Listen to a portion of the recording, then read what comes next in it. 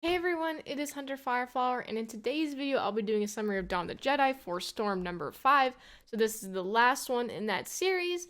So obviously if you haven't seen the other first 4 comics, you should definitely watch those ones because this would be a major spoiler. So this is the last one in this little segment.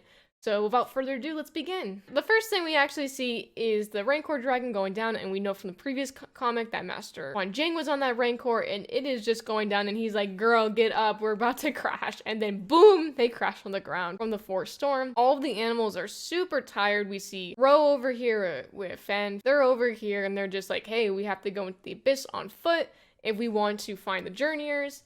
And so they're going to go down and see what's up because they know that's where the apex of the storm is, and they're assuming that Xesh is down there. Next, we fast forward to our Journeyers again. Shay, Seknos, and Tasha over here fighting the Abyss Worm. They're throwing rocks at it, like blocking the lightning. They're like, not today. And they're just literally fighting for their lives. And then Shay's over here just saying, like, she's literally just talking smack to Xesh. She's just standing there. She's like, if you didn't leave us, we would be fine. You know, you're the one that's putting us in this situation, and you're leaving us, and we basically saved you, shame on you type of thing. And Xesh just watches from above. He's just watching all 3 of them try to survive, and he's thinking, call the weakest warriors. He's basically thinking that the Twi'lek is going to go first, and then Signos is going to die, and then Shay's going to die. And once the Twi'lek dies, both of them are going to run away, because that's what people typically do. They're going to run away to save themselves. And of course, Tasha gets shocked by the Force lightning. She's like, oh no! And then Seknos is over here protecting Tasha from the worm, and then the worm knocks him out.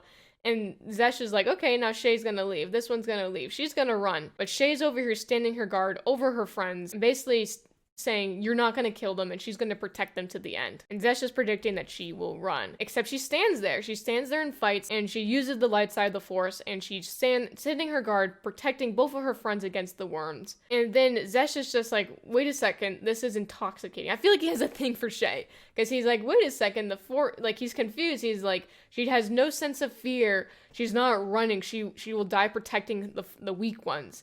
And this is what Jihadi do. This is what Jedi do. They protect the weak. And he's like, wait a second, this is not what I thought. This is not what I was trained to do. Xesh was trained in this world of the weak are weak, and with the Rakata, the weak are weak, don't help them. But this Jihadi are a totally different philosophy. They help the weak, and he's just amazed that she's willing to die to save her friends. And he's never felt anything like this. Then Xesh runs in to help Shay, because he's like, wait, I have to save her. I've never seen anything like this before. He goes in with his Force Saber, and they kill the worm, and Tasha and Seknos are over here, and they're just like, Shay, we're being rescued. All of the Rangers coming in to kill the Abyss Worm, saving them from the worm. We have Master Quan Jing here. He's taking the lightning force energy. He's trying to gather all the force energy, all the dark side energy, and he's going to try to extinguish the cause of the darkness, which we know is Xesh. So he's gathering up all the force lightning, and he's going to attack Xesh with it. Xesh runs up this wall, and he literally jumps down, and he takes his Force Saber and gets it in the eye, and he's just like, yes, you are going to die. The entire Force Worm is like, not today, bro, and it does like this giant like lightning thing that like wraps around its entire body. Xesh is like struggling in pain. Everyone's running away. They're like, guys, the energy from the worm is going up, and you see it's like literally traveling up into the storm. Then all of a sudden we see Xesh here. Hawk and the others are just like, who the hell is that? And they're like, oh, that's Xesh. He's the one that survived the ship. They tell him to surrender and how they're not going to kill him. Xesh, on the other hand, does not believe them, and he's like, he feels their power. They want him dead. They're not allies of me. So he helped them kill the worm, but now he's like, wait a second, you guys are not my friend, you're my enemy, and he's getting ready to fight them as well. Then we have Master Quan Jing with the other masters focusing, meditating on the light side to bring out the darkness. They're concentrating all of their power, and they're trying to extinguish this dark side energy, and as you see, there's the lightning coming, and Quan Jing is basically going to take all of their energy and meditation and focus it on Xesh so that they can stop the darkness on Tython. You see him here meditating. He's doing his arms up in the air. Xesh is going on saying like, I'm never going to surrender to you. I'm going to kill all of you. You guys all deserve to die. I never surrender. And then Hawk and everyone's like, they sense the darkness in him, but there's no getting near him. He's basically untouchable right now, but Quan is like, boy, I can snipe you from across the map if I wanted to. So then Quan focuses, and then he shoots the lightning down at Xesh, and Xesh just gets shocked, and Shay is just so angry because it looks like Master Quan is dying, and she grabs the Force Saber, and she ignites it, and she's about to kill Xesh because she's like, you killed my master. Xesh is like, just kill me, give me a good death. And then he's like, I want you to eat my heart because that's the honor portion. You were very brave. And then Shay's like, cringe, what are you talking about? We don't eat hearts here. And then Xesh is like, you guys are very odd. And she just deactivates the lightsaber and she walks away. Then we fast forward to Under the Water. I really liked this whole page. Like, I really liked the detail and all the fish and everything. It was really cool. Xesh over here on the medical bay with all the other journeyers. They're like in their little cultopod things and they're getting fixed up here. She's like, what are you gonna do? Are you gonna kill me? And he's like, I'm a healer, I'll heal you. And Xesh is like, what's a healer? I feel like that could be a meme almost for like PvP in like some games. He's like, what's a healer? Because you have to think like in Rakata, they don't care about you at all. They're very selfish. They're like, oh, the weak will die. If you're weak, you'll just die. They don't need healers. It's kind of like, whatever, we'll just replace you type of thing.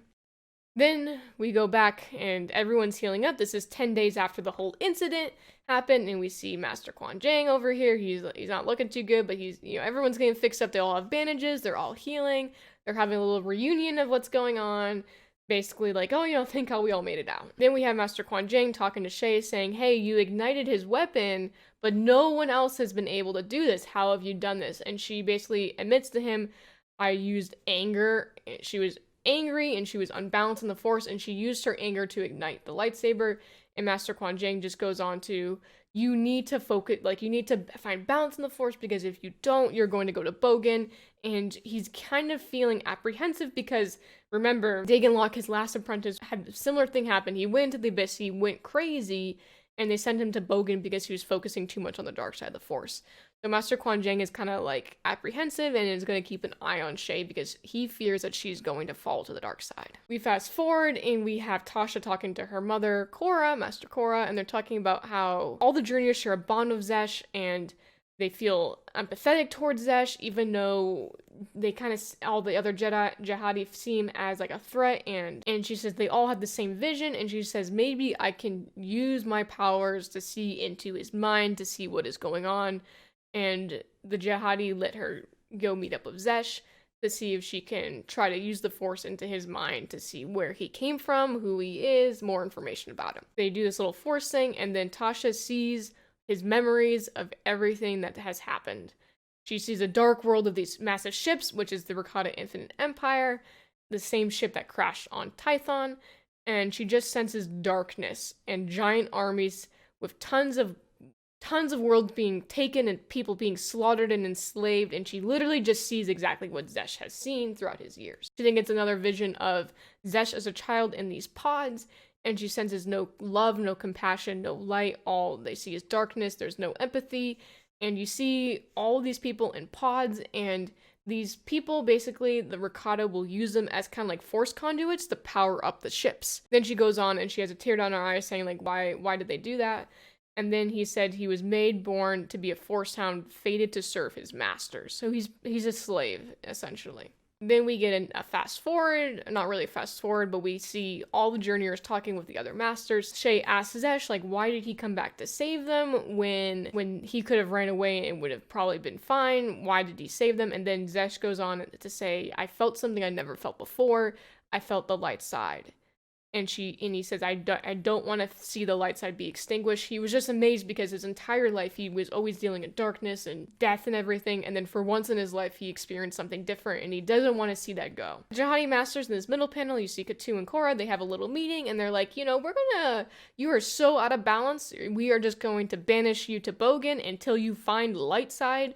And all the journeyers are like, you can't do that. We all have this shared vision. He belongs to us. Xesh should have a chance to walk the path of a Jihadi. So then this next thing is we see Xesh going on the spaceship, going to Bogan. So then go to Bogan and we see Dagan Locke. As we know, he was the apprentice of Master Quan Jang who fell to the dark side. And we'll find out exactly how that happened in a later comic. But we see him over here. He's picking some fruit, you know, putting them in basket. He knows that Xesh is coming, and he says, "Finally, it has begun." So he will be the main antagonist for the next comic. So we'll see how that plays out and what his plans are with Xesh. We know that he had a vision with Xesh, so we will see what he's going to do with Xesh. I will be doing a video series for the rest of the comics, so you'll have the full story. But that's it for this video. So if you guys like this video, please give it a thumbs up and leave a comment on what you liked. I really appreciate it. It helps my channel grow. If you want to see similar content to this, please subscribe. I make legends and canon content of comics and books, so if you want to see more of that, I have them all in these playlists dedicated to timelines, so if you like a particular timeline, you can check those out as well. So I hope you guys enjoyed the video, and I'll see you in the next one. Stay frosty.